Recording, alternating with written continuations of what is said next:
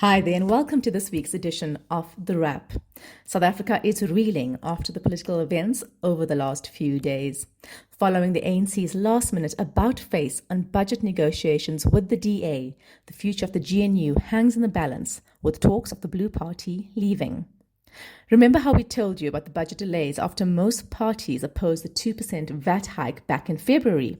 While Finance Minister Enoch Godongwana tried again on the 12th of March, proposing a 0.5% hike in a new budget, but this was also rejected. Cue frantic negotiations, particularly between the two biggest parties in the GNU in Parliament, the ANC and DA, ahead of this week's deadline to pass the budget in Parliament formally. Over the past weekend, it seemed that negotiations between the two, while tense, had been successful. But by Tuesday, things fell apart spectacularly. Instead of scrapping the 0.5% hike as the DA had asked for, and frankly is best for our country, the ANC made a last-minute deal with Action South Africa to pass the budget as is in Parliament's Standing Committee on Finance. They were able to do this with the IFP. The three hold a majority in the committee. This meant it could move to the next stage, voting in the larger National Assembly. Fast forward to yesterday, and despite a chaotic sitting and the DA, EFF and MK, who are the three biggest parties after the ANC, all voting against the budget because of VAT hikes, the ANC got its way. The budget was passed thanks to support from most smaller parties. Action South Africa has come under a lot of fire for its role. Herman Mashaba's party are not part of the GNU and has opposed VAT hikes previously. The party claims their actions as a victory as they passed a recommendation along with the budget that the government should rework the budget within 30 days to avoid the VAT hikes. However, experts agree that this recommendation has no legal standing. The party was either incredibly naive or trying to get one up on their rivals, the DA. Either way, they enabled a very damaging VAT hike to pass. What happens now? The DA is heading to court over the hike, but more importantly, the party's continued participation in the GNU is in danger. ANC leaders are all saying the DA has self-selected itself out of the GNU by not endorsing this budget. The DA, meanwhile, are meeting today about what to do next. This is not good news, any way you look at it. While the ANC can hold a slim majority without the DA, they will be held hostage by any small party. Plus, whether you like the DA or not, investors do, and their inclusion in the GNU is putting our fragile economy back on track. We'll keep you updated on what happens next. Moving on to the lighter side, the world may be falling apart, but the internet stays undefeated. Here's our pick of the funniest, sassiest, and surprisingly deep responses to the news this week. First up, Stephen Colbert on The Late Show said, "Thanks to Trump, America is finally free from the tyranny of being able to buy stuff from other countries. Who's ready to learn how to make their own iPad from scratch?" This is in the wake of US President Donald Trump letting loose on Liberation Day yesterday, a new date he literally just made up, by slapping 10% tariffs on dozens of imported goods. Trump says the move will reclaim America's independence from the horrors of affordable foreign stuff like cars, electronics, and citrus fruit. Global markets did not exactly celebrate, stocks tumbled, and trade partners are fuming. Economists say this could seriously hurt emerging markets like ours and ordinary Americans too. We'll dig into what this all means for South Africa's economy later in the wrap. Meanwhile, one user on Twitter said, "Given the state of current world leadership, I think this is as good a year as any to finally retire April Fool's Day. On the ground, it's no longer possible to tell what is a joke and what is real." With actual news headlines reading like parody these days, April Fool's Day had stiff competition. Still, brands and celebs gave it a go, and South Africans got in on the fun too. Crocs introduced Feet Crocs, literally shoes in the shape of feet, and Heinz was apparently launching Dubai-inspired canned baked beans with a pistachio filling. Elsewhere, a UK nappy brand unveiled singing diapers, while Hyundai Motor promoted taxi-style pay-as-you-go-lose. Back on South African Twitter, users have been living for the brutally honest, fact-based responses by Grok, Elon Musk's ex-exclusive chatbot, especially when it clashes with Musk's own views and his fave politician, Trump. In what's now jokingly being dubbed the Grok War of March 2025, the bot understands vernac, answers complex questions about the white genocide and US politics with more clarity than some analysts, all while dropping casual township slang and even picking sides between the MK versus EFF. Spoiler, it chose EFF. Oh, and it's also been asked to predict soccer match results because this is South Africa and, well, priorities. Globally, Grok's doing the same, from dropping Hindi sass in India to channeling Gen Z snark in the US, all while combating misinformation. We're totally here for it. Moving on to legal news, after nearly 8 years behind bars, Nigerian televangelist Timothy Omotoso has shockingly been acquitted on all 32 charges of rape, sexual assault, human trafficking, and racketeering. The Gqeberha High Court's ruling has sparked national outrage, not only because of the gravity of the allegations, but also due to the bungling by the National Prosecuting Authority that led to the acquittal. Omotoso, head of the Jesus Dominion International Church, was arrested in April 2017 in dramatic fashion at a South African airport. Alongside co-accused Lusanda Solani and Zukiswa Sito, alleged recruiters of victims, he was accused of grooming and abusing girls, some as young as 14, by luring them to locations in South Africa, Nigeria, and Israel. Judge Irma Skuman said that while the accused explanations were improbable, the state had failed to disprove them. Crucially, the prosecution's case was riddled with issues. She said the cross-examination was shallow and lacking intention to uncover the truth. In some cases, cross-examinations lasted less than a morning. Yikes. The trial saw multiple prosecutors come and go. Advocate Cwecwe and Talwa even encouraged witnesses to omit certain parts of their testimony. He eventually withdrew, but not before the damage was done. The drawn-out case also led to several witnesses withdrawing entirely, reducing the charges from 63 to 32. Despite graphic testimony from complainants, including Cheryl Zondi, the only one to testify throughout, the state failed to provide corroborating evidence like phone records or timelines. Women's rights groups have slammed the ruling.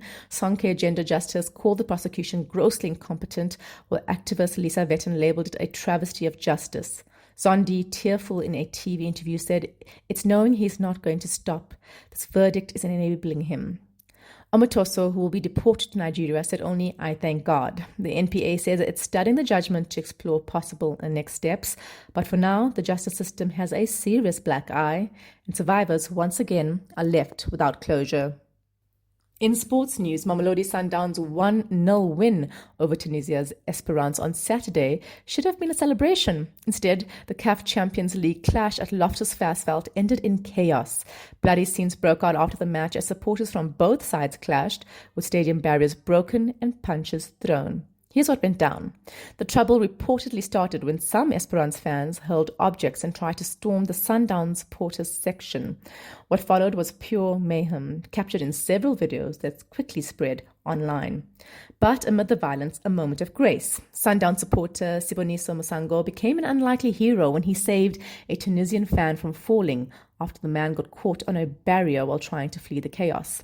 The dramatic moment captured on camera showed Musango pulling the stranded fan to safety.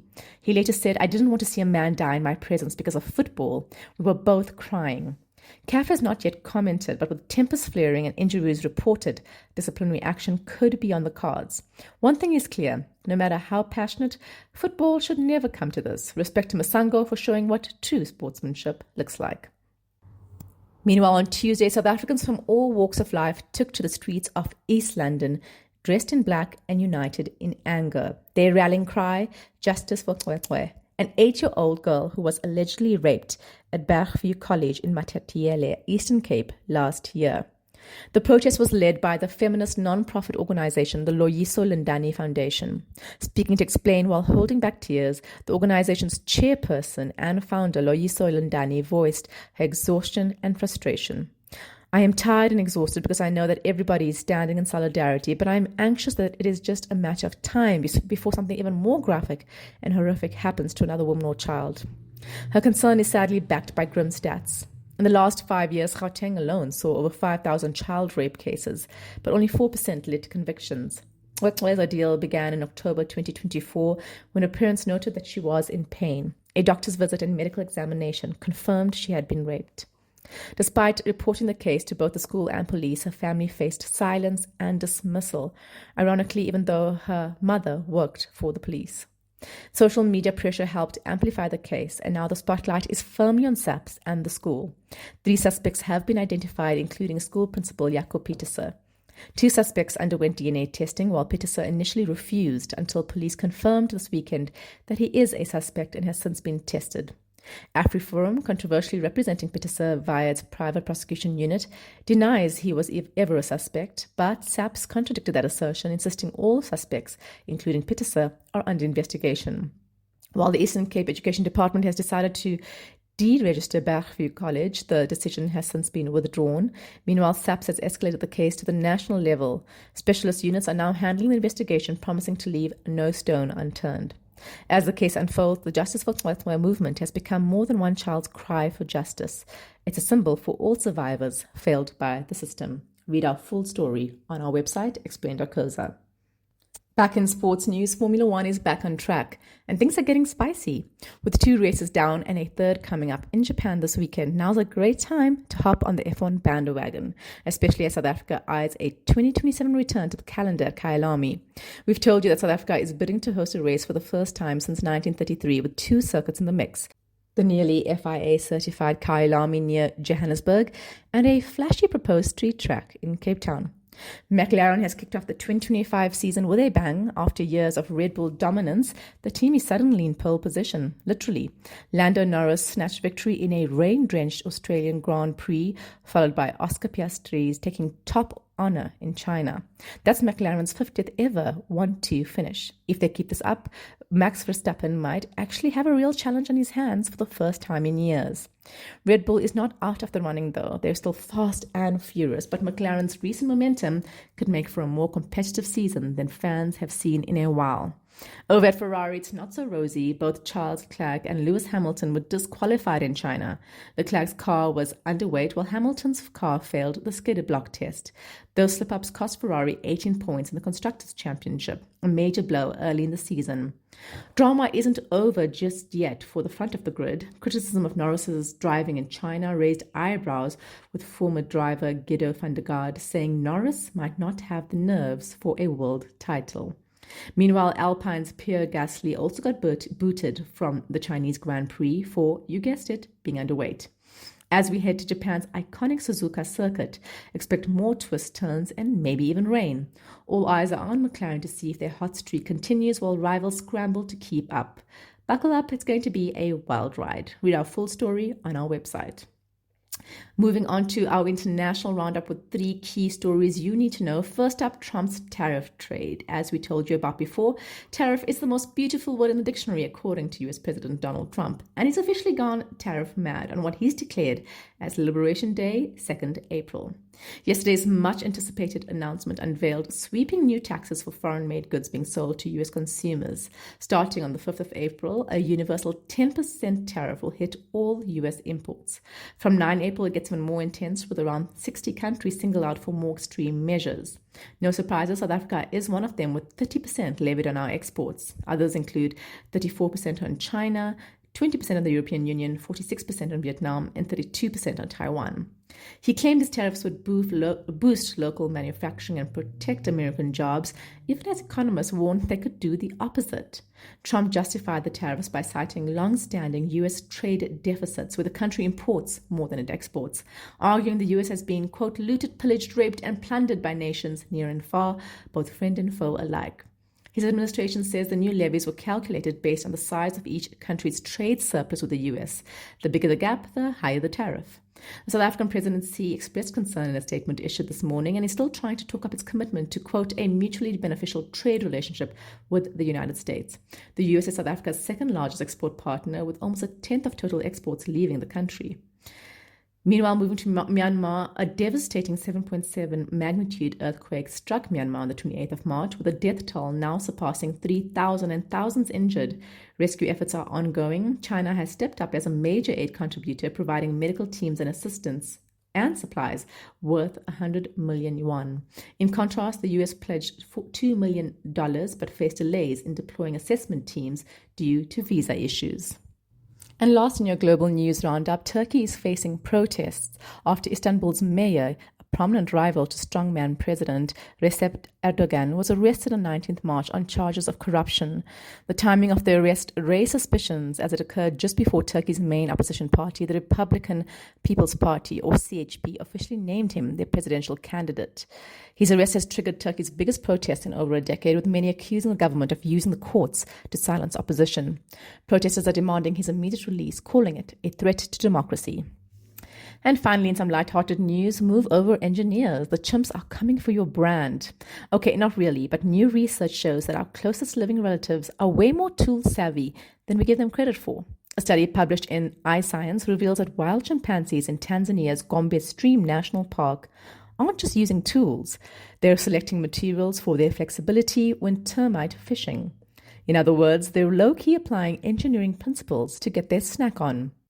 Led by an academic from Oxford School of Anthropology and Museum Ethnography, the research is a big deal in the world of human evolution.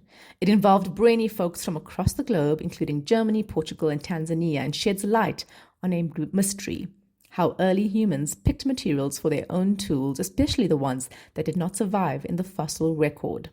Said the lead researcher, this is the first comprehensive evidence that wild chimpanzees select tool materials based on specific mechanical properties.